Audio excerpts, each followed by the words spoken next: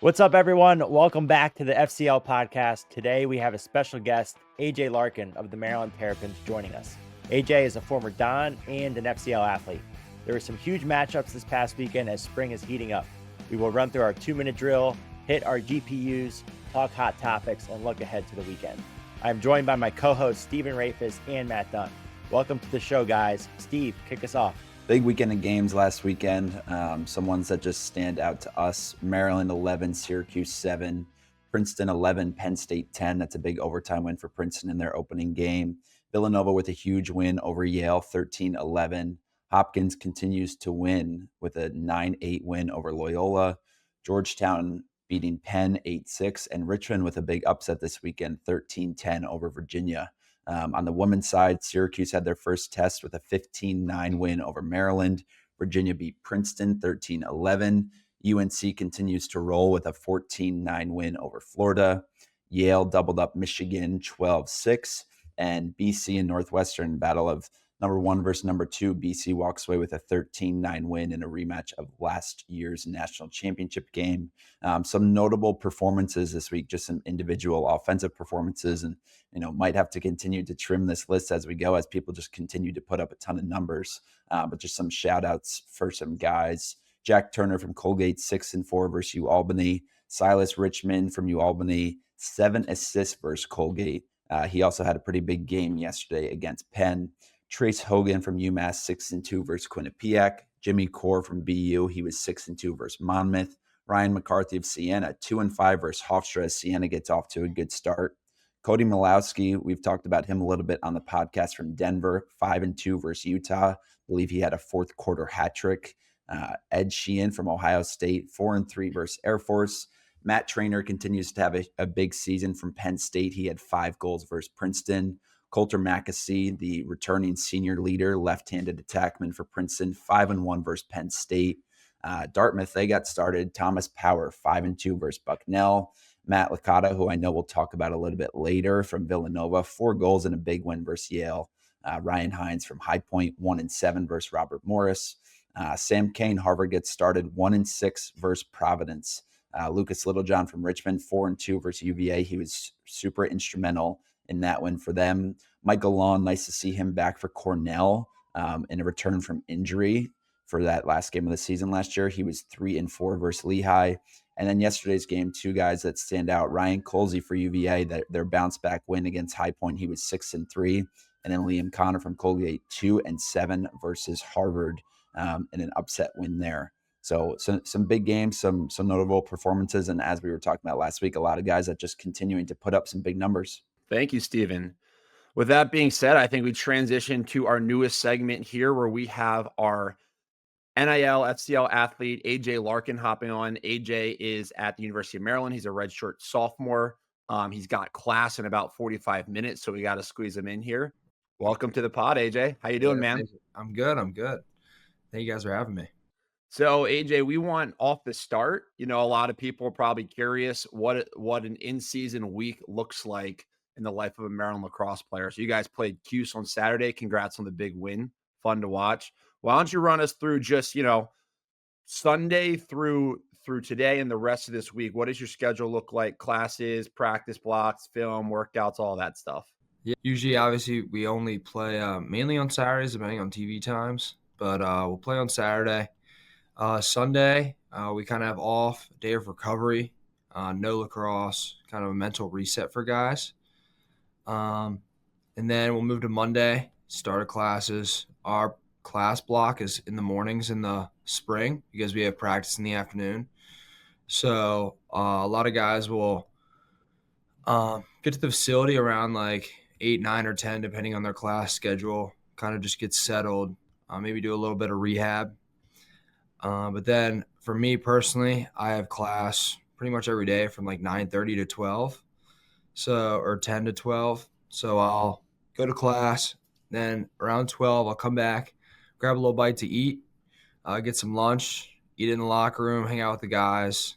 The locker room is pretty sacred place for us. We're always hanging out in there. We'll probably have on Mondays. So Mondays and Wednesdays we have lift. So we'll probably, our practice block is from around like 2 to 6 or 7. We'll do film and practice every day, and then we'll lift 2 days a week. But that block is pretty packed in once we get going every day. It's kind of no stopping. But we'll kind of review on Mondays, and then Tuesdays get on, kind of flip the page, move on to our next opponent, really just keeping our eyes ahead and taking it week by week, I think is one of the things that makes us so successful. AJ, what was that schedule like getting used to coming from high school? It was definitely pretty eye-opening. I know in high school, many people kind of just practice in the afternoon. So you're not like you're doing too much, but then you kind of move to college and kind of take it all, like it's kind of like you get hit by a Mack truck. It's kind of just comes out of nowhere. And it definitely was a little bit to get adjusted to. I think, it helped going to Loyola. I think obviously Coach Dunn was there, but we had different ways of scheduling that helped get prepared for the college level with people like him and Coach Uriaka and Coach Abrams and Coach Hyken.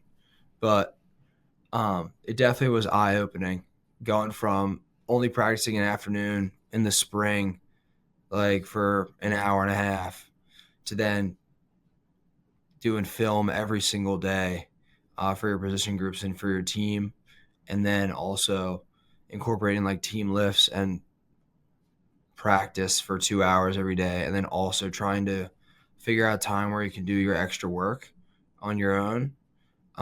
Definitely was challenging at first, but I think over time, getting used to it and kind of finding your own groove for your schedule made it pretty key and helpful.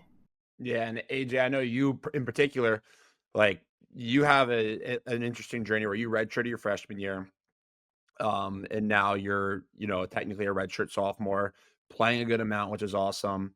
You were a top prospect out of high school.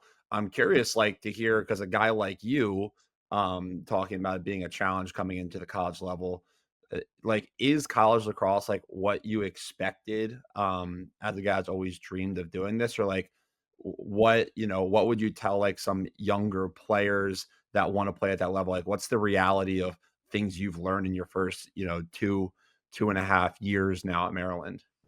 Yeah, I would say it is what I expected and more.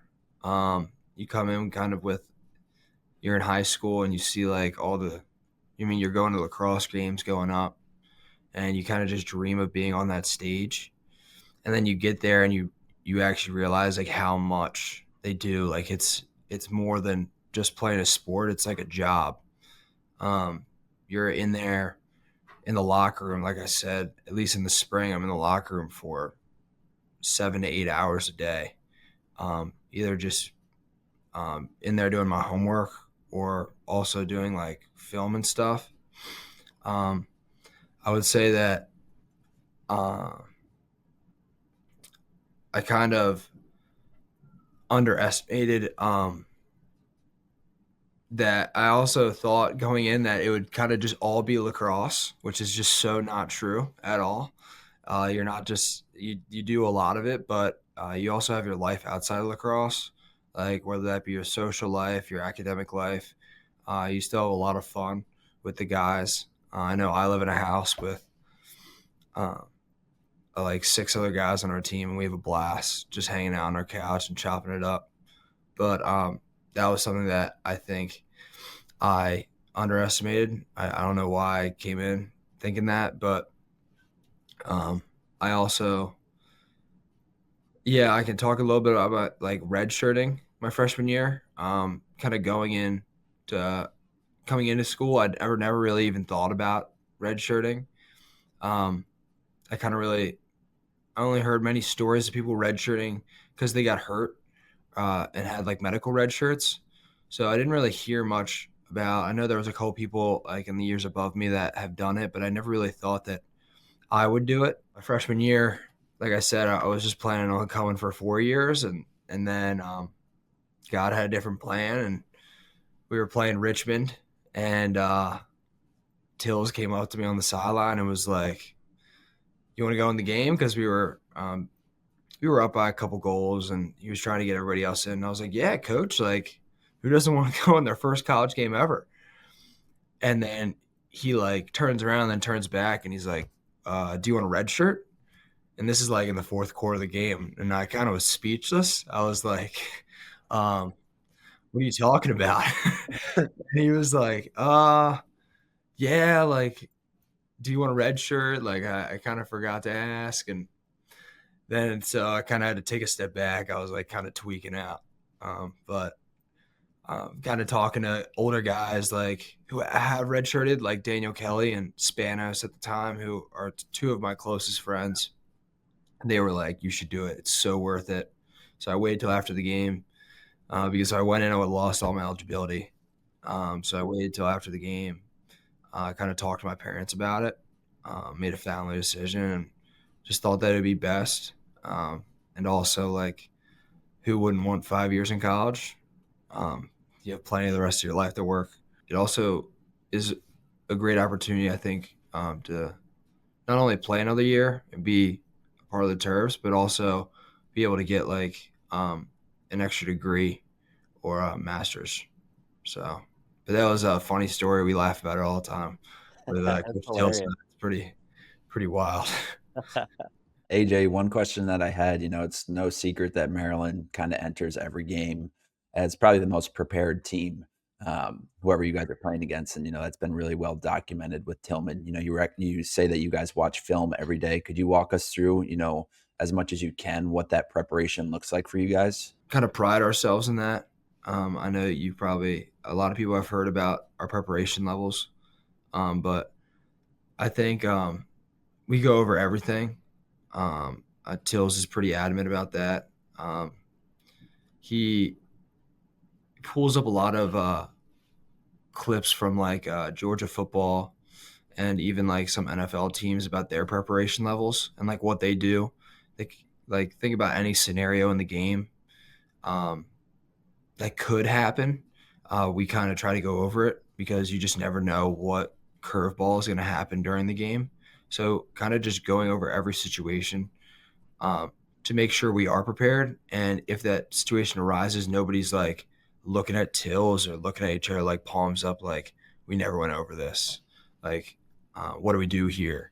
Because that happens in a game. I think all three of you guys know it's not the best recipe for success.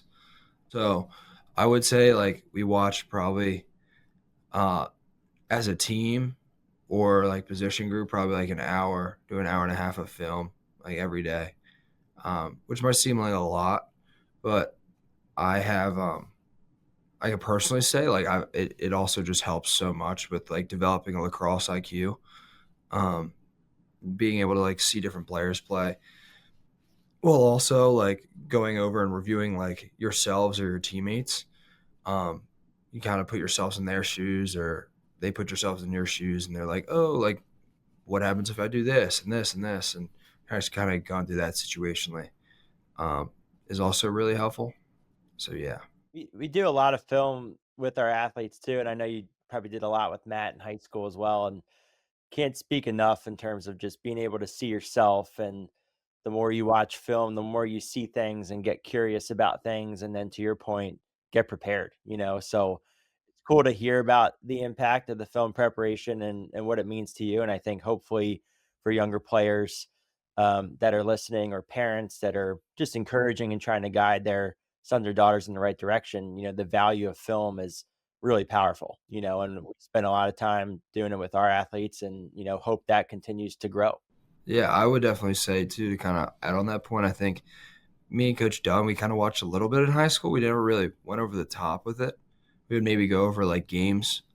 But I would say like if I could go back and do kind of the high school process over, that's something I would definitely take more pride in, is like watching more film, whether it be on me or like my high school or even like just college, like watching more games and kind of just analyzing it, not just watching it to watch the score and see like cool highlight plays and stuff like that, but kind of just analyzing it and kind of really just like putting yourselves in those guys' shoes.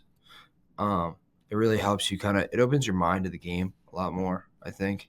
And it also, like I said, can help develop your IQ, which I think is really important. Going back to you talking about Coach Tills, I can say this because I'm no longer on the team.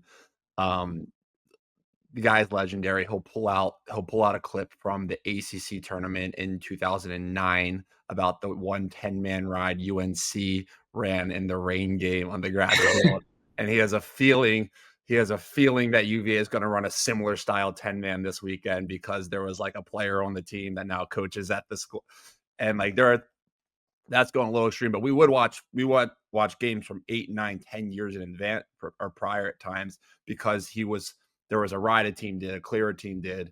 And it's really no joke. That wasn't all the time, but it did happen a couple of times because that level of preparation you're talking about from Coach Tills is really no joke there. And I think it's one of the things that make him such a great coach, but also no secret that they've consistently had success. Maryland has the program with Coach Tills at the helm. Yeah, I can't confirm or deny those Yeah, statements. you're probably not allowed to, but But yeah. yeah, I would say I think a lot of our success, and obviously Coach Dunn being an alum, and he had so much success at Maryland as well. I think it stems from obviously I think Coach Tills and how well he not only prepares us but also the coaching staff, and he's one of a kind. Yeah, no, he's the best. All right, AJ, we know you got class coming up, so we're gonna wind down here with you. One last thing. Cuse game, awesome game, for us at least. I don't know if Steven feels the same way, but I think fun to watch. Always love watching like one of the first big games of the year, Maryland Cuse pretty early on. Once again, to the degree that you feel comfortable, what like do you feel like were some keys to your guys' success in that game?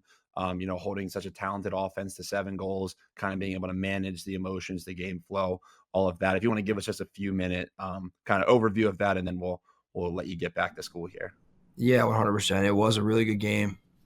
They're obviously like a very, very good team, like super successful, and I really think that they're gonna make some noise in the ACC. I think, which is, and I can say that because I think obviously Coach Dunn coached him as well. I was on the phone with Bill last night, one of my best friends, and we were just talking about it. They're a very good team. I think going into that game, you watch them kind of play like guys like Towson, Vermont, Jacksonville, and you kind of just see the speed of their offense. Like they were fast, and it was pretty obvious that when they got going, it was hard to stop them. When they kind of got confident, and when they got that momentum flowing, it was really hard to stop them. And we just tried our best defensively to kind of maintain that and don't let them get hot or don't let them speed up the game. So kind of just slowing them down in some capacity was our goal, because when they do obviously get hot, the games before they're putting up like 20 goals a game, which is not It's not good. what you want to give up, right? Is You don't want to not give up not money. what you want, especially like from the defensive side of the ball. You like that is not good. So I think that was like one of our main goals. Kind of just analyzing uh, their players and their tendencies and kind of the motion of their offense. Um, it was a lot of prep, and they are a good team, but figuring out ways that we can kind of slow them down and kind of maintain that were definitely big keys. And no, it was a good game. I can't really speak for the offensive side of the ball. I wasn't really watching too much film on their defense that week, but they're definitely a good team. I'm excited to see what they do. And now we're just flipping the page. It was a good game. We won. Doesn't really matter anymore. Kind of got to flip the page, think about the next opponent. It's fun to watch you play out there, me as a former coach, but also with how involved you've been with us in all of our, best in class events. You've been a great coach working a lot of our weekly trainings. Now an NIL athlete with us that we get to have you on for things like this and do some cool drill shoots and all that. So, from my perspective, AJ, we appreciate you being here. it's fun to watch you, score a goal against Cuse in a big win, and we're wishing you the best of luck this season with Princeton coming up this weekend. Thank you guys very much. Yeah, it's an honor to be a part of the team, and I'm excited to see what's next. Best of luck, AJ. Pumped to watch. Awesome. Thank you guys. I think maybe a few minutes here. I think the Cuse Maryland game, obviously AJ can't give us a lot on that. Spend a few minutes here talking about it. He gave us, I think, some very vague points that maybe the three of us can talk about a little more deeply. Steven, I'm actually interested to hear your kind of take on the game, because I don't think we've got to talk about it yet. As I asked AJ, I think Maryland approaches every game like the same way. I do feel like they're just incredibly prepared, and it's been no secret how, successful Tillman has been at that, and also how successful Tillman has been against, Syracuse. I remember last year I was actually at the Dome for the game that went to overtime. And, Michael Leo had that take where he went underneath and he ended up in the crease on his shot. It would have been a game-winning goal in overtime. And, I'm sitting in the stands with my buddies and we're watching. And I'm like, I don't think that goal is going to count, but like, you kind of have to look at the difference of what Syracuse was doing at the time and what Maryland was doing at that time. Like Syracuse was kind of arguing the call and just thinking about that. And they were doing a little bit of preparation, but Maryland, I'm watching their coaching staff. I'm watching Coach Bernhardt. Like he's just ordering the guys, like, get to your spots on the clear. Like, let's get ready, get prepared for the next play. Like we can't control that. And, Maryland just runs a really simple clear and they execute it perfectly. And, they get a wide open step down and that's the game, which is like 10 seconds later. So, Syracuse thought that they had to win. They're talking about it. So the reason I bring that up is I think that's just a really good example of what Maryland is like. I take a look at the box score. I take a look at the game. I thought Syracuse, was on their heels a little bit to start. I think the knock on Syracuse is just going to continue to be, especially from the media, right? They're running over kind of, mid-major teams and they're putting up 20 goals and whatnot, but they haven't been able to really beat a high level disciplined team. I think has been one of the main things. They are able to beat some of these ACC teams, a Virginia that they're able to run up and down with, right? Virginia is going to continue to take as many shots and have as many turnovers as a Syracuse. And that's just like a run and gun game. But I think Syracuse is going to have to just adjust to playing these teams like a Maryland, like a Denver from last year. It kind of had that similar feel. I think Maryland did a really good job just stifling them early. And the last point, you take a look at the stats, like the stats are pretty even. Syracuse outshot Maryland by 10 shots on goal. Maryland did have more shots on goal though. And then, from a saves perspective, both goalies had 12. From a turnovers perspective, Syracuse had one more. From the clears, they each were almost 100%. They both had one failed clear. They were tied on ground balls, tied on faceoffs. And EMO, wasn't like a huge game changer with Cuse being 0 for 1 in Maryland, 2 for 3.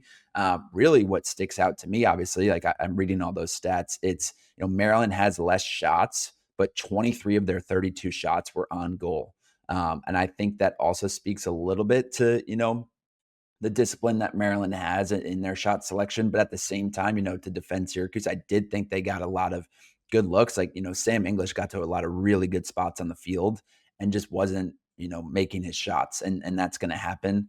But, credit to Maryland for kind of forcing, I think, just the unease that I saw the Syracuse offense kind of have as the game progressed. And, I'll let you dive in a little bit deeper on Maryland's defense. But, I just thought Maryland approached that game kind of exactly how I thought they would. I was interested to see how Syracuse would do. And, that I know I just said that was my last point, but my last point is like, everyone was really high on Syracuse. Everyone's like high on Maryland, but not as much to kind of start the season. And I just love how it's like flipping the script of like, oh, Syracuse isn't actually that good now. It's like, well, if they're not that good, then it wasn't that big of a win. So that's something that we can get into further. But, two teams that I know we're going to just continue to see, in the top 5 or so and into the postseason. The script flip is funny. And it's also just one we've seen so many times over the last few years. It's early season lacrosse. Like both these teams can go in either direction from here. This next weekend could be 100% different. I think the challenging thing in looking at this game is I think Maryland executed an excellent game plan defensively, but I don't think against a Syracuse offense, you can eliminate their ability to get shots and just cause turnovers. Like you're going to give up shots.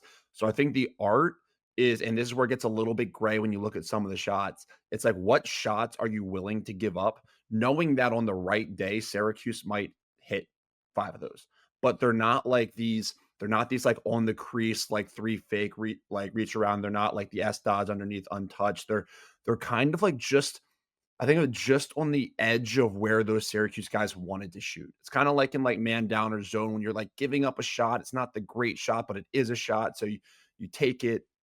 And I think one thing AJ couldn't really elaborate on there is the way Maryland, you look at their game plan, it's one, they played good on ball defense. Maybe not like lock down across the board, but good on ball defense where they could force guys wide. They did not slide and recover like crazy. And they have Logan McNaney in the goal, who's kind of able to see a lot of those shots and save the ball at 63% and maybe get in shooters' heads a little bit where balls start going a little bit wider. But I also think in particular, they game plan for each guy, right? So like, yeah, English got some good looks.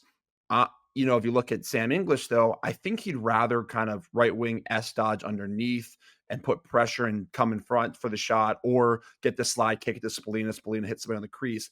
They were kind of taking away that S dodge, so more forcing a righty, allowing English to roll back a little bit, not like wanting him to, but picking up the poisons, right? Don't give them a free run underneath where we have to slide. They throw it forward and boom, boom. They're saying, okay, if Syracuse is going to beat us, well, English is going to have to roll back and score an unassisted goal top side with like kind of feet set. So now it's like, can we make these guys unassisted goal scorers? Can we not give them their first option? All right, Luke Roa has 4 assists over the last 2 or 3 years. Like, we're going to slide to Luke Roa, right? We're going to make Luke Roa have to be the guy that's going to find the open guy. So I think if you dive into Maryland's game plan, which is kind of the beauty of it, and I certainly can't unpack it all the same way they executed it, they're probably looking at what is the poison we want to die from? How are we going, if Syracuse is going to beat us, how are they going to do it? We're going to pick the ways we haven't seen them do it. We're not going to slide the guys down the alley, free pass to X and let Spallino wheel and deal. We're going to slow play. We're going to show a little bit. We're going to hedge. We're going to read it. We're going to trust our short six on the ball. And I think you ultimately saw Syracuse got a lot of shots. They were more so from the perimeter. They were more so kind of sweeping. They were less off of passes, and the ones off of passes were like really lowish angles. So like Maryland would show from those adjacents at times, which gives up some looks, but the looks were like kind of those ones on the fringe of where you'd want to shoot from, that allowed Maryland to stay locked up on the inside and not get a ton of those like cutters off a pass from X. Yeah, I think you're spot on. And, in terms of scouting like specific players, like, yeah, English is not known for, his sweeping shot across the middle. And, he was able to get a lot of those looks. You talk about Luke Rowe. I mean, we talked a lot about him last week and his stick. And, is that a feeding stick? Is it a shooting stick? So I think, Maryland doing a really good job there. And, one guy that was standing out to me, I know he was on Spallina, Will Schaller. Like, I just thought he was so good. Just the entire game. And, once again, like, we know Joey Spallina likes to come up that left side and kind of turn his back and take that behind the back shot. And, there wasn't even really a second where he was able to get that look. So, just, I think overall a good job by Maryland. And overall it felt like everything coming from Syracuse was just heavily contested. And I think if you take a look at the film on them, like when that ball starts moving from side to side, like that's when Syracuse is at their best. And they weren't able to get those looks. So, credit to Maryland. And, I do think Gary and Pat March are going to figure it out and figure out how to win these games. It seems like they're right on the cusp, but they haven't, crossed over into that threshold of the top teams, like a Notre Dame has done, like Maryland has continued to do. But, long season ahead. So excited to see. All right, we got games, players, and units. GPUs first. Deemer, you can kick us off here with what you got. Yeah, I thought game that I found interesting to watch was Villanova Yale. It was up and down. Yale's first game of the season, I believe. Nova, big win at home. That was fun to watch, and kind of ties into my player.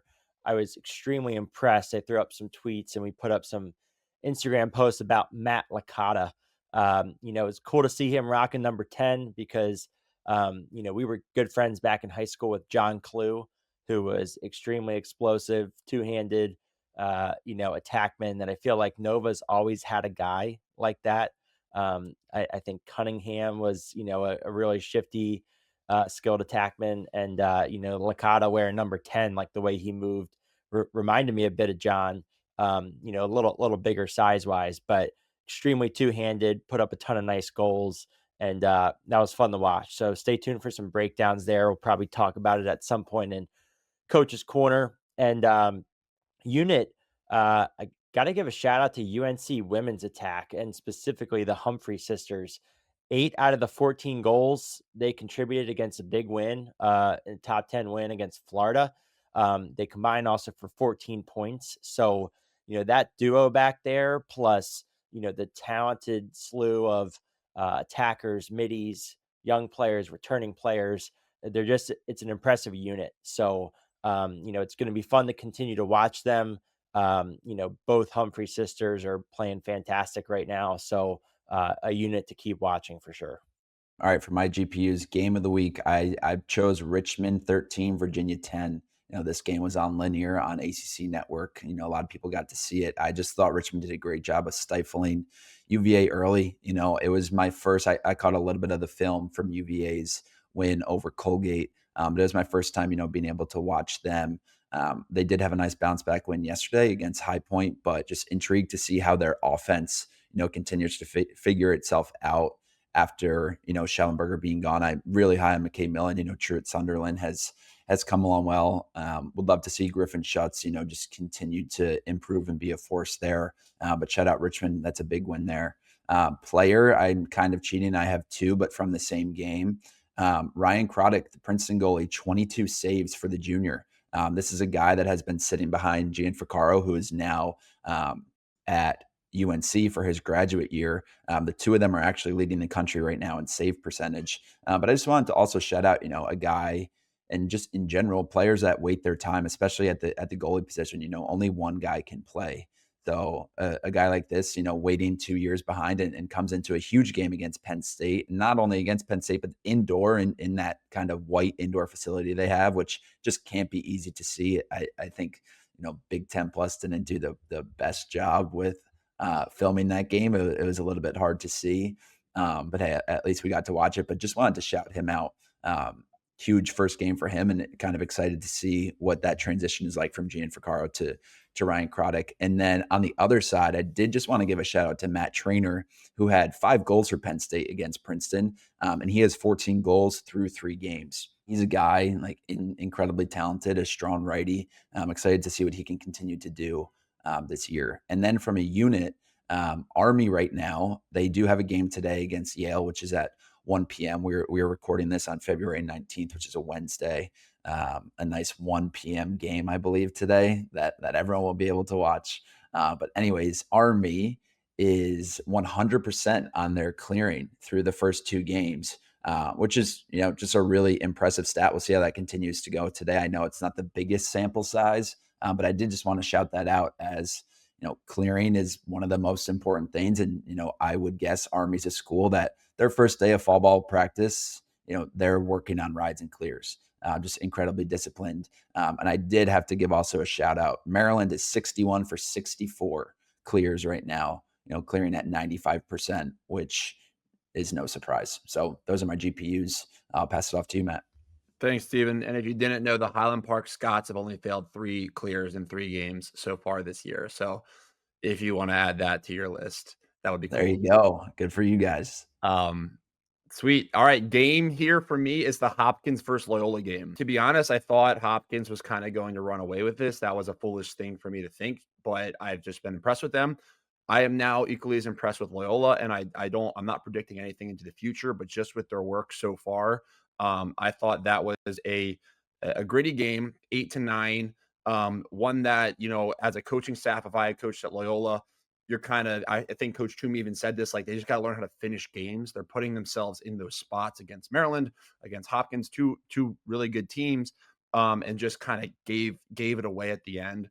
But we're still really impressed once again with Loyola's polls. I think those guys are just disruptive, holding Hopkins to 9 goals overall. And for most of the game, they had Loyola was kind of up, and Hopkins scored a few at the end. So just being disruptive from their polls. I also really do like Hopkins's defense. I think um, I like them. They play an interesting philosophy of this really aggressive sliding defense that will cover a little more in the future, where they basically force the ball to an area. They are sliding to that area, and then they extend to both of those adjacent outlets, and then they zone up the backside in a very intentional manner. And it's one that it's like a very systematic way to put pressure on offenses. So to me, that was just a fun game to watch. It might not have been the prettiest game, but two local Baltimore teams. And I thought that was a great game, and continue to be impressed with what Loyola's been able to do this year. That brings me to my player, who is Max Watkinson, Loyola's goalie. 13 saves, 59%. Probably not, once again, not the best goalie performance of the weekend from a statistical standpoint, but just in both the games, I thought he was a main reason as to why those games were so close, stealing some on the doorstep, making the saves he needed to save. So just been impressed with him and his performance, along with some of those Loyola polls. And then my unit here is Maryland's defense. We talked a little bit about it with AJ. I was thinking about doing their short stick defensive midfielders, but really I thought it was just such a cohesive unit performance.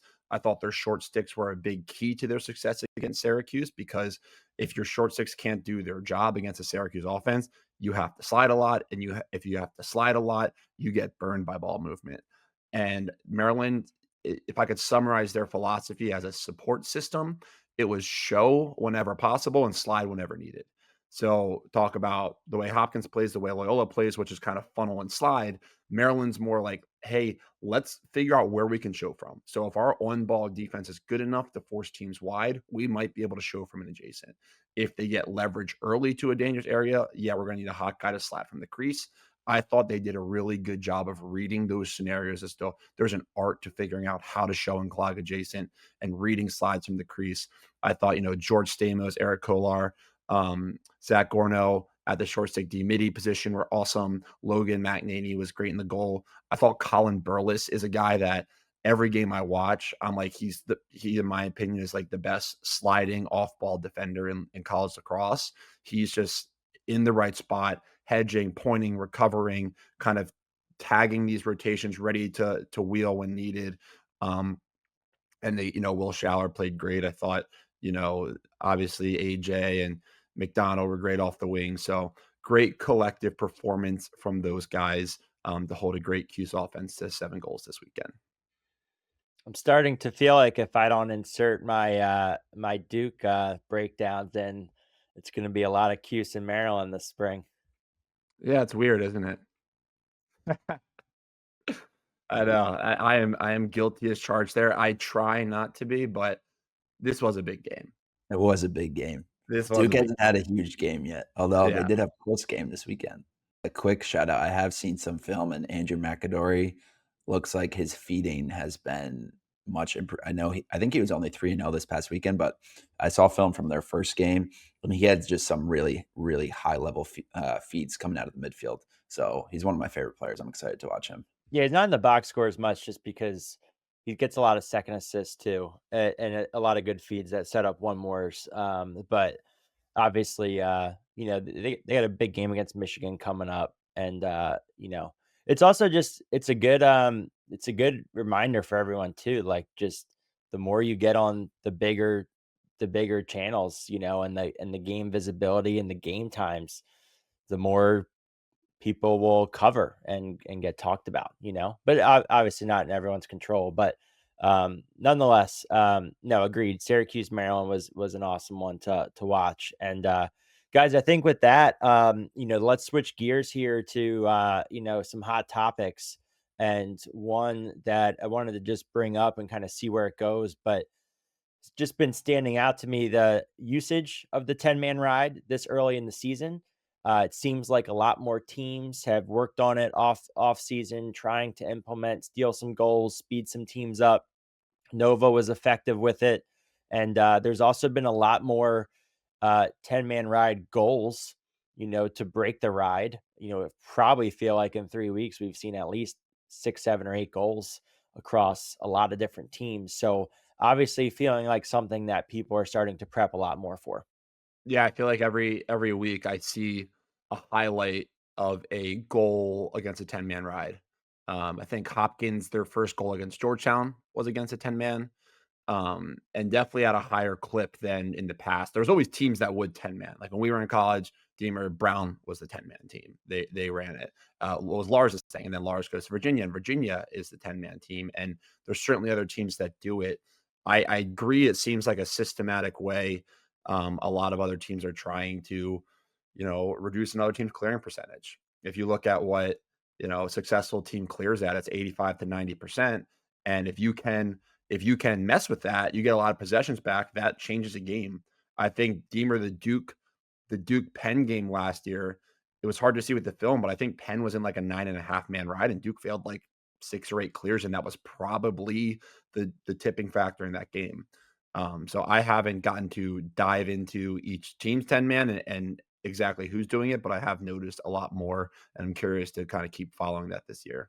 Yeah, I'm not an expert on this, but I do have a couple thoughts and would love to hear kind of your guys' feedback and if you agree or not. But just from my own perspective of watching, different teams and playing against different 10-man rides in my career, I think a couple things stand out. I think teams that are able to switch in and out of it, right, and like surprise teams, they end up having, success with it instead of, I feel like we've seen some teams that have like stayed in it and they've just continued to get beaten on it this season. And I know it's still early.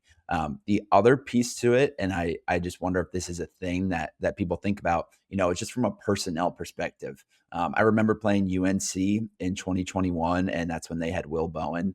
And, when they went into their 10-man ride, they funneled Will Bowen up into the middle of the field, and he was basically like a free safety, just, hunting whatever D mid he could. And, we really, really struggled against it.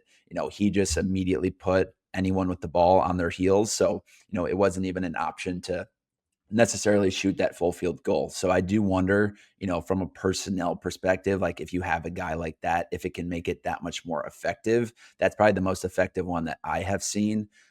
So like I said, no big takes there, and I'm not an expert on it, but it has been interesting to see just more teams, incorporating it. And like I said earlier, I think if you can switch in and out of it, that does seem to be most effective, but you have to have everyone on the same page or else, one lapse in that and it's really easy to break. I think it's hard to study it because of the broadcast angles. A lot of the angles that we're privy to, it's really hard to go back and review. So, uh, you know, we need to find ways to pull that footage so that we can gather more thoughts, because otherwise it's really hard to speak to besides just speaking to like a principal basis. I do think to that point of I think guys recruit to it if they want to also implement it more. You look at the types of polls that Lars recruits at UVA, a lot of 6'4" to 6'6" rangy guys that can be that stalking guy in the middle of the field that they can release. Right now Ben Wayer's someone that really hawks that middle of the field area, for them. But I agree. Like, I do think everyone in theory, Matt, and you can probably speak to this as a defensive coach, you want to be able to move in and out of a 10-man. You want to be able to move in and out of zone or, pop into a zone the last 20 seconds of a possession. But it's also, are your guys comfortable in it? Right. Like, Matt, how would you think about that as a coach? I think so. So we run a 10-man. Coach Pressler likes it a lot. And so I've learned more about it. I've run them before. I've been on teams that have kind of done them. I've never been on like a true, just like a 10-man team. It's like what we do. Um, the conversion into the 10-man is everything. So to your point, being able, like, if you're not good at getting into it, you miss all these opportunities. So those teams, they're very good at their conversion into it. So that might be at the end of a shot clock rather than try to take that last shot. You're gonna kill it or ice it more because that sets up the 10-man. Or your attack is on the same page of getting in the goalie's face on a catch save to force him out the back, and that might be a trigger for the 10-man. So understanding your conversion into the 10-man is huge. I think Steven, your other point was great too of personnel. 10-man, in my opinion, X's and O's wise, like you can get crafty with it, but it's the ability of the ride. Like, how hard can you ride? You have to contain guys. So, like, it is an athlete's game, and there's a discipline element and knowing where to be. But if your attack doesn't ride hard in a 10-man, your 10-man's not going to be very good. Your 10-man is going to be better when Will Bowen is floating in the middle or the right guy's floating in the middle. Or if a team has a punt return guy that can run past your pole, the 10-man's going to break. And so I think a lot of teams, one, you need the personnel for it, and two, you have to get comfortable with it, because if you're not confident in it, it sucks to just give up a goal off a 10-man, to be like, we tried to do something and it didn't work.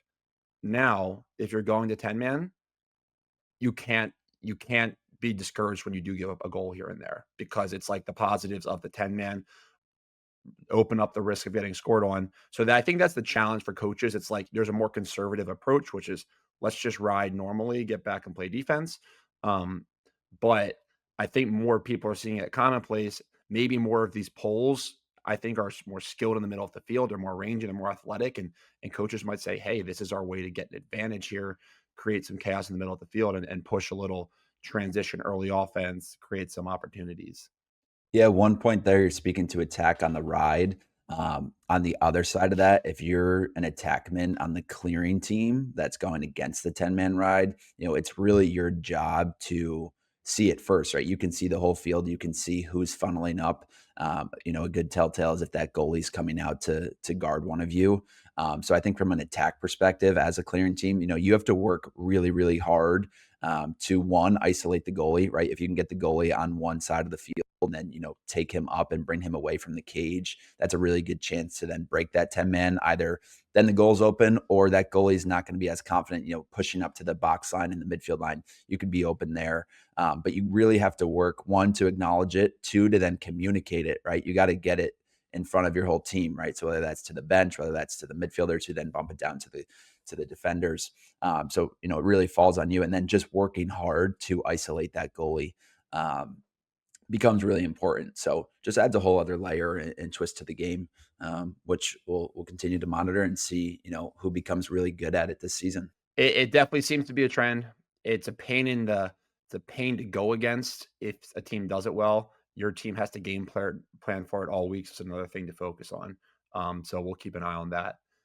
I think next thing to move on to is kind of our breakdown, deep dive on some trends we're seeing. And one of them, Deemer, I know you mentioned talking about some invert offenses, but in particular, Villanova's 3-man below goal line extended. We've seen that. We've seen that a little bit from some other teams, but you want to take a stab at kind of running us through what you saw from Villanova?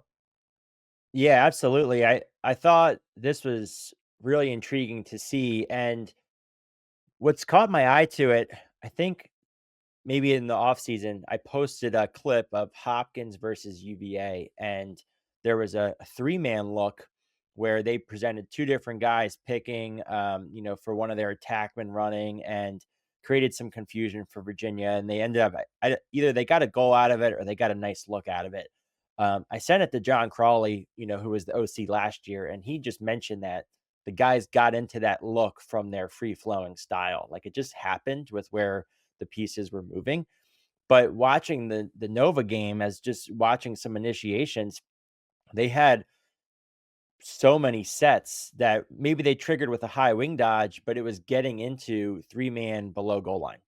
And it was a great thing to just continue to observe, because you're making the defense cover a couple different pick switch opportunities below goal line, but you're also freeing up space above the cage. Now you have a 3-on-3 above. You've got guys playing low below goal line. There's quick dodge opportunities if the ball swings up. But also they were really effective in using this to create different matchup changes for Matt Licata, who is clearly one of their top offensive threats. So, there was, a staggered look where he was running off multiple razor-like picks. And there was also what I think would be called a horns look in basketball, where you set picks on both sides of the Dodger, giving that Dodger a two-way go. So, I definitely am going to dive into this more, but guys, would love to hear your thoughts on it. Yeah, I think from an offense perspective, I just pulled up a couple clips from it, and they have the 3-men behind on ball, but also some off ball perspective as what you're saying. If that dodge initiates from the midfield, It does remind me, and I could be a little off here, of that weave offense that Gary Gate implemented on the women's side, of funneling the off-ball players really low, where they have to circle around that crease. So you're ending up with 4 or 5 girls low. Obviously, they have 7 people. And it just creates a totally different look, right? Who's sliding, who's going. I think Villanova on their first or second goal of the game, you'll see it looks like they're almost playing just a 3v3 like in practice from like an old school 3v3 midfield perspective where they're just dodging from up top. You get a step and suddenly you have 10, 15 yards to run and get your shot off. So it's an interesting look there. And overall, like I said, I don't have too many comments on it. I don't know enough about it yet, but I just like it. I like a change in pace. It's a nice switch up. And I think it's definitely hard to defend because you have to decide, all right, who's going? Because you'll see Villanova, they'll slip one guy in the clip that I saw. So they'll start with 3 behind, they'll slip one up to the crease. So it's almost then in like a triangle down low, but they slip him there so late that then it's like, all right, if that guy shows, right, are we then leaving the crease guy wide open? So Dunn would also love to hear your perspective from the defense. It's an interesting look. I think it's just a great example of coaches getting creative and manipulating space. And it's just an evolution of offense naturally where, I forget when this started. Maybe it was Dave Cottle that really started inverting at all and then more big little. So bringing a second guy behind and having 4 up top. But what happens is now teams develop systems to cover those things. So if you're in a more structured offense, defense develops structured systems. When I was in college, we had a single invert package defense and we had a big little package defense. Well, if a team brought a third guy behind, that wasn't really in our package because nobody really did it. So then you have these responsibilities and you're like, oh, there's a third guy behind, but like I'm the back wing, but now there's 4 guys on 3 above. So now somebody's got to go with him. But now your like package is a little off. I think now as we talk about modern lacrosse positionless offense, this is becoming more commonplace. But now it's just putting these pressure on defensive coordinators where, hey, even if that makes the spacing a little weird for the offense, having 3 guys behind the cage where intuitively you might be like, they can't score back there. Why would I bring 3 guys behind the cage? Well, it adds this element to defenders now where it's like, okay, do I go with him? Do I stay? This kind of manipulates a more standard package, so we need more of like a principles type thing or specific game plan for them. I think above the cage also it creates a lot of spacing because now your second layer of help so low and guys aren't comfortable leaving their guy. Like if I'm covering a guy off the ball, people want to stay close to that guy. Well, if you put 3 guys below goal line, one of those defenders is going to need to help up more. I think the Archers didn't do exactly this, but the Archers in the PLL ran kind of this like 2-4 offense where they had a pair top center and usually Tom Schreiber, and they flattened out 4 guys across the base really low. So it created this insane tension of like how far away the slide was going to be. And then they would mumbo execute all their movements out of that. They also had Tom Schreiber who could throw those passes. So there's contingencies to doing this stuff.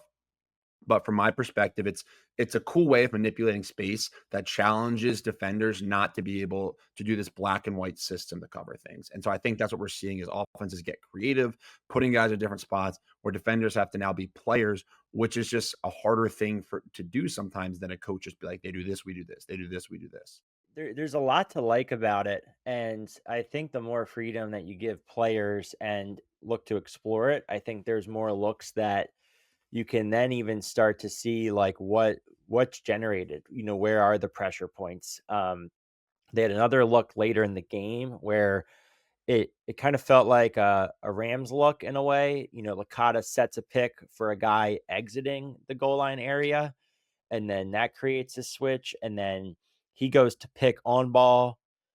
And then, obviously we've seen a lot of invert defense where you have defenders that are hanging above goal line, waiting, and so then when he got that then matchup again, he's got the 1v1 invert, the 2 guys bail out, he manipulates the slide at goal line. So I just think it creates a lot of variable opportunities for an offense.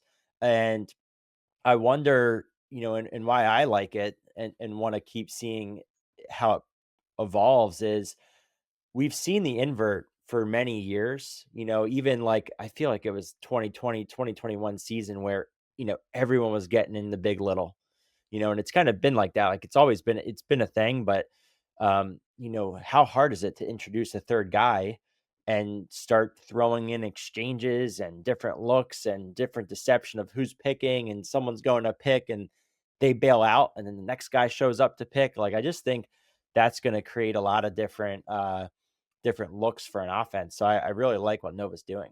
Yeah, and last night I just saw some more clips from Licata dodging back there with the 2 picks. And they almost bring that shorty in just a little bit delayed, right? So you think you're in a 2-man back there as a defense, and now suddenly you're in a 3-man. It's a really nice switch. And the only option, like Villanova, they have to run off of one of them, right? And they're looking for that matchup change. So yeah, excited to see you kind of break this down a little bit more, Deemer. Impressive, win for Villanova, and we'll get to see Yale back in action today against Army, looking to rebound. And Deemer, I forget, there was a clip that you posted a while ago of somebody that came off a double razor, and we were talking about the defense to it. And it just adds a second layer of communication. Like if the first guy switches the first razor, then does he stay with it through the next pick? Because that's like a double quick switch right there. And if he doesn't switch it, and then there's the other pick can adjust, like pick plays hard enough. Now you add another person to make a decision, add the communication, which I think is a smart, make defenders communicate more, make defenders make more decisions. There's more room for error. All right, let's move on here, Steve, and looking ahead at some big games coming up this week. Yeah, so some notable men's games. We've got Denver at Cornell. We'll get to see Cornell play again. They had a big win over Lehigh. This should be a good contest. Notre Dame at Georgetown. Both these teams, they played each other twice last year. Georgetown with that huge early season upset, and then Notre Dame took care of them in the quarterfinals. UNC at Hopkins. Hopkins just continues to have an extremely challenging schedule. UNC with that early big season win over Michigan, and then they stumbled a little bit against Stony Brook last week. I did not catch the tape, so I can't speak to it too much, but I think Stony Brook played them closer than everyone expected. Then we have Maryland at Princeton. Maryland's schedule continues, as does Princeton. This has been another early season matchup. We were speaking earlier to that Maryland-Syracuse one. Excited to see that. And then Harvard at Syracuse. Harvard did just drop a game yesterday to Colgate. Colgate's another story of, a team that's doing some unique stuff that maybe we'll break down at some point. But some good men's games there. And then on the women's side, Syracuse at UNC, excited to see, what Syracuse really looks like. How good are they? And how good also is UNC? Deemer highlighted the Humphrey sisters. They've been phenomenal, and people have been waiting to watch Chloe play, and it's nice to see. I think they do have 3 sisters on the team. And, just a place with UNC, you look at, a couple of their players who are stars as freshmen, and they become a little bit more in that role player position as they get older. Just speaks to the talent that they have and kind of the culture there, which is really impressive. A couple more games: Stanford at UVA, Clemson at Notre Dame, and Penn at Hopkins. So some great men's games, some great women's games. And excited to see, how the next week unfolds. I can't believe that it's already, what is it, the third or fourth week for the men's game here. Yeah, and just the fact too that it's cool to see some conference matchups already start to line up, especially with the expansion of the ACC on the women's side. It's starting to feel a little more like hoops, where you're getting into some of those conference matchups earlier in the season, and just kind of more normalizing that versus this long out of season slate. And then okay, everyone's now in season. They're getting into that game 3, which is there's a lot of impacts on later season lineups. Yeah, teams are just jumping right into their schedules, which for a fan is awesome. I think for a coach, it's probably, pretty worrisome, but, you get to find out fast what you're good at, what you need to fix. So a lot to unpack there. Awesome. And with that, guys, let's hit our final segment here just to make sure we get to it. Our players' perspective. We like to have this segment to talk through some topical issues we hear from our families, parents of players we work with, the players, and just in general, things we're seeing at this point of the year. I think for a lot of teams right now, they're either in tryouts. Tryouts are starting this week, and I know in the Maryland area, in the South, they may have already started. Up north, it might be in a few weeks. But this is always a stressful, anxiety-inducing time for players, but also for parents because you're helping your child navigate through a very difficult time where not everybody's going to be happy. Not everybody gets to make the team. Not everybody gets to start. And so we just want to share some thoughts and advice there on handling a coach's decision. Whether it is to cut your player to move them to JV or a freshman team, or maybe just to not start them or get to play as much as you may like. Deemer, you want to share some thoughts around advice you would give, or some perspective to parents and players handling some news or decisions that they may not love in the tryout process, in the playing time situation? I'll preface it by sharing just anonymously, some feedback we got recently. And, my goal in doing this too is that, none of us are parents yet. So it's really hard for us to always put ourselves in the shoes of the parents when we've lived those player experiences, and everyone's raised differently. Everyone has different goals and how people come up, in their families and in the role of sport. But this came from a family, that we've worked with a long time, and the comment just came around. Hey, we've lived that experience where our athlete got cut, and had to really, as a parent, lock myself in my room and not go to uh, try to fix it for my athlete. And I just thought that was really insightful and impactful because and I've said this before around lessons being a student athlete, but you only learn these lessons if you get to learn them, and I think as a parent, that means letting your kid experience the ups and downs of what it means to be an athlete. The highs, the lows. The highs are only as good when you felt the lows. If you're protected too much, if you're, the hard landings are always tried to be made softer, it's really difficult to really learn and grow from that. And so while I can only imagine how difficult that is to watch your son or daughter go through that pain, just know that this is something that they can grow and evolve from and will define their experience. And if you don't let them go through that now, well, how is that going to be in a couple years from now when they don't get that big internship opportunity that they were applying for, or they don't get that first job career, or they really hit a wall with playing time if they do get to the collegiate level? These things are all coming down the line. The adversities are coming, and it's really important, and we try to do it our job as coaches too, to help them learn and grow from these experiences. So I think it's just something to really talk about here, guys, and hopefully this helps some people in these times coming up. Spot on. I think another thing, Deemer, is this isn't always true, but I believe it to be largely true, is that the coach is getting to the profession for the right reasons, and they're trying to be honest. They really are trying to evaluate as appropriately as possible, and it's not personal, right? A coach has a mandate to, maybe it's from the athletic department. You can have 35 players on the team. That means everybody doesn't get to be on the team, and that means there's going to be some really bad news for some players. Um, I think just knowing that and understanding that the reason we play sports, when we play lacrosse, is not just because we love throwing a ball in a net, although that is part of it. It's that it's much more meaningful beyond that, and how you learn to grow as a person, how you learn to have hard conversations, how you learn to deal with honest, critical feedback, how you learn to handle adversity. And I know for myself personally, some of the greatest lessons I've learned about myself happen from being on a sports team that I would never have gotten otherwise.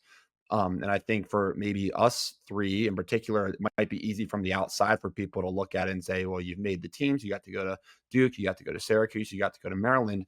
But I think everybody's experience is relative, where I know all of us, and myself in particular, have had some really challenging times through that as far as sports go, whether it's, not getting really tough feedback from a coach and reasons I wasn't playing.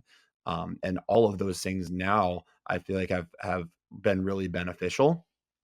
And so I think just thinking about it from a player and parent's perspective is trying to, lean into what you're hearing and understand what it is and not allow the emotions to overwhelm you of it, and understand that it's part of the process. And if there's any perspective you can get, it's that there's a lesson in just about everything. And maybe that's not the best advice for people getting stuff they don't want to hear at the time. But to your point, Deemer, if everything is easy and you always get what you want in sports, that's not how life works. And so what happens? Are you prepared when something else happens and comes your way? And I just think that's one of the coolest things about sports. One of the reasons I'm coaching and working with you guys and doing this is I believe it's more than just breaking down plays, which is cool and fun, but you have the ability through sport to provide these opportunities for young players to learn how to navigate some things that might not be the most enjoyable. So my challenge would be to kind of lean into the truth of the experience. Don't try to make excuses around it. Kind of meet it where it is, even if you don't agree with it. There's time and places to have conversations, but also there's a time and place just to take the information for what it is, and maybe not blame somebody else for it, but lean into, this is what it is. How do I take what's in my control and make the most of it? I want to look at it from a perspective, of a college roster. And, everyone wants to get playing time. Everyone wants to play in college. Everyone wants to get to these top programs. But I think, and look, and we all had the experience of going to these top schools and getting playing time really from the jump. So look, I understand I'm coming at it from that perspective. But one thing that I think is just important for everyone to realize, if you're a starter, if you're not, if you're, a parent and your kid plays a lot or your kid doesn't play at all, to get playing time really is not the norm at a lot of these top schools. It's not going to happen for everyone. And, just taking a look, Syracuse, they have 52 guys on their roster. Taking a look at who played against Maryland, right? That's their first real test, first real big game. 25 guys got on the field out of the 52. So it's not the norm that get playing time. And then you even take a look at that 25, that get on the field. Okay, you have your, top 6 offensive players, they're going to get on the field a lot. Then you have your other 9 guys or other 3, that second line midfield that's going to get some runs as well. Same thing on the defensive end. You have your top 6, then you have, maybe a couple, 1 or 2 backup short stick D middies. Then you have your specialty position. So you're seeing guys that, that there's 25, but probably, 18 of them are playing a lot. Maybe a little bit more. So I think it's just important to acknowledge that aspect of it. Like it's not the norm. It is really, really difficult to get on these rosters. It's really difficult to get playing time. And it's really then difficult to, be a really impact player. So I think that's just something I've always thought of. And, like I said, you can take that from the perspective also of, being a star and being able to acknowledge the situation that you're in, and also how lucky and fortunate you are to be there. And then also as someone who maybe doesn't get a lot of playing time or is on the bench, right? You're not alone in it. And it is just a really challenging thing that sets things up, for future success at later points, just being able to deal with that, hardship at the time for you. Then my other point, and close with this family, and they have a son who's, not getting a ton of playing time as a freshman or not playing at all. It's a real shell shock in college. You come from being a star, and everyone always says it. You come from being a star in high school, you get recruited, the coach loves you. Then you get on campus and it's like, well, you're one of 50 guys and you're not the star and you're probably not going to play. And, that's just a really hard pill to swallow. What I would say about that, especially in your freshman and sophomore years, and even later on, it just gets harder as it gets later on. But, as the season progresses, it is a really long season when you're in it, right? I just mentioned how I can't believe we're already in the 3rd or 4th week. Yeah. But when you're in it, right, these guys have been back at school since early January. Now it's almost the end of February.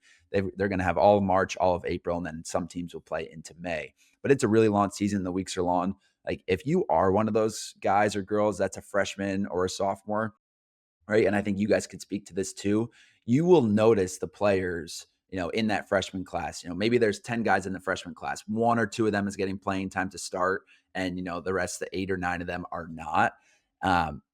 There will be 2 or 3 of those guys that aren't playing that are just going to continue to focus on themselves, continue to push forward, continue to get better, right? And not think too big picture of like, oh my gosh, I'm behind this guy, right? They're just going to continue to put in the work and stay disciplined and focused, right? And then there's going to be, maybe the back half of the class, maybe the 5 guys who kind of throw in the towel of like, Yeah, like I'm not going to get my extra work in. I'm not going to, focus too much on this and just kind of accept it for what it is. I think it's really hard to stay disciplined when you're in that position of not getting a ton of playing time. But the people that can lock in and focus and aren't just there to see the immediate results, right? I think that ends up being, the people that, okay, they get to sophomore year, now they're in conversation for that second line midfielder. Maybe they're now the third D midi, or maybe they're the second LSM now.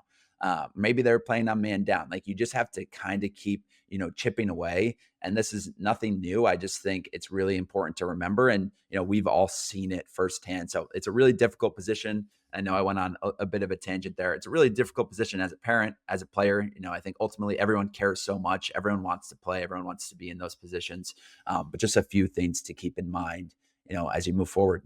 It kind of brings to light this idea. I won't name his name, but had a good conversation over text with someone recently, and he was saying, he was like, too often when I'm working with kids and seeing kids in the area that this guy's in, too many people chase the carrot of getting recruited and committing.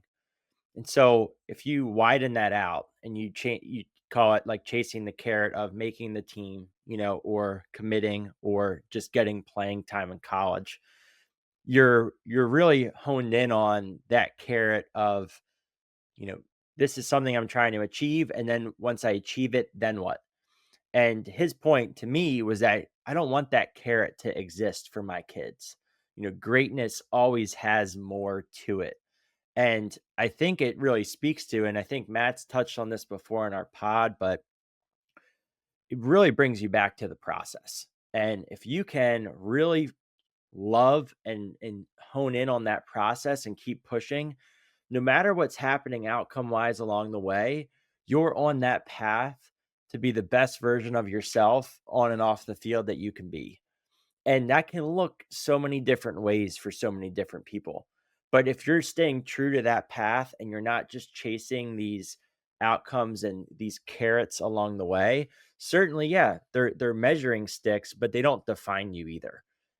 And that's where I think we even see it in college. Junior, senior year, or sophomore, junior, senior year roll around, and kids start getting discouraged that they're not going to see the field. Well, that's where they start to check out, think about their jobs post college, and then they're moving on. That to me, hey, you're only going to put in 100% work and do the extra things at something you're doing if you're going to get the opportunity.